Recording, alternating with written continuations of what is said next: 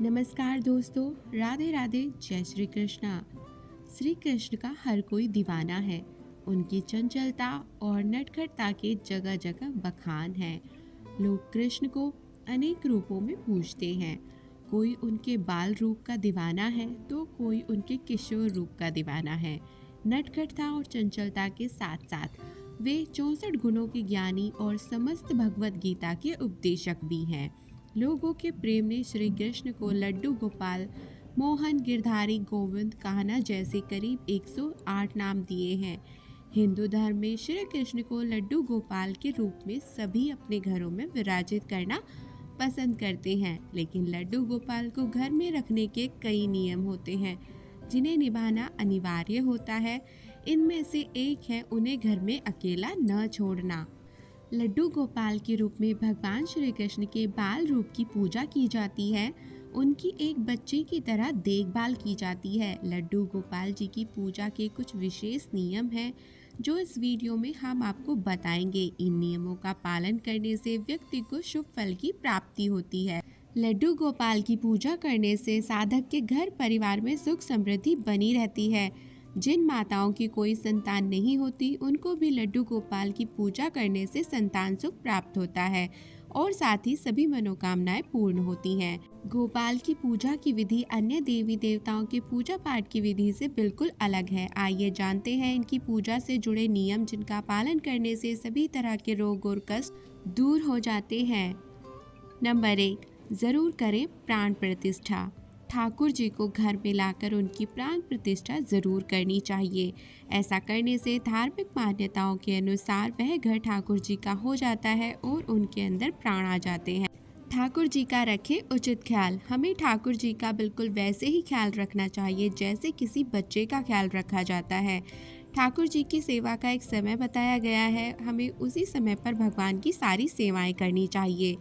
Nonveg. जिस घर में ठाकुर जी की सेवा होती है उस घर में किसी भी तरह की अपवित्र आहार का सेवन नहीं किया जाना चाहिए। प्याज, लहसुन और बाकी मांसाहारी खाना खाने के लिए निषेध किया जाता है। तुलसी दल। भगवान कृष्ण को तुलसी दल बहुत प्रिय है, इसलिए भगवान कृष्ण को भोग लगाते समय तुलसी दल का प्रयोग किया जाता है। तुलसी दल के बिना ठाकुर जी का भोग अधूरा माना जाता है।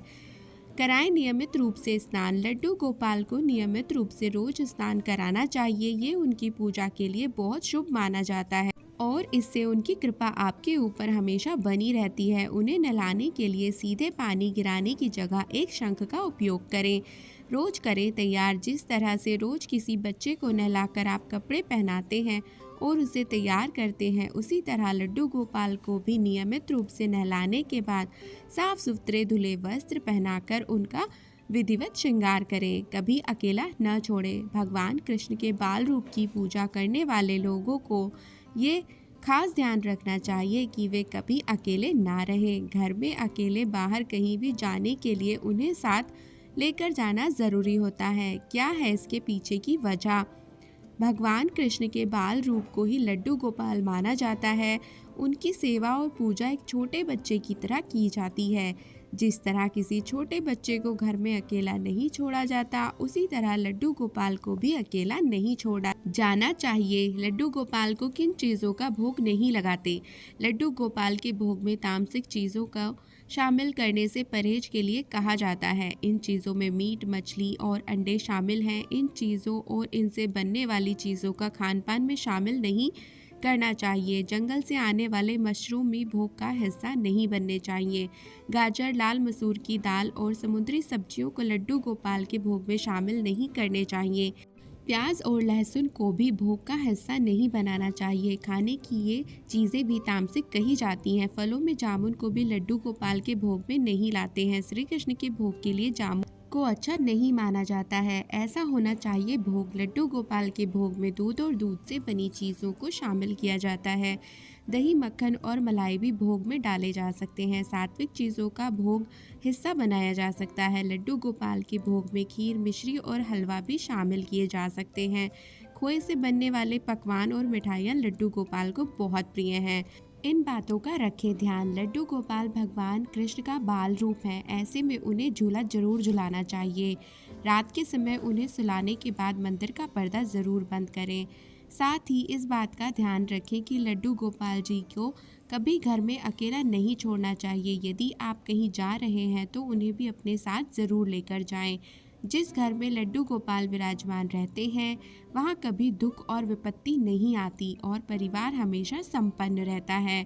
भगवान कृष्ण के बाल रूप का पूजन न सिर्फ घर की सुख शांति के लिए किया जाता है बल्कि और भी कई कारण हैं जिनकी वजह से लड्डू गोपाल का पूजन लाभकारी बताया जाता है।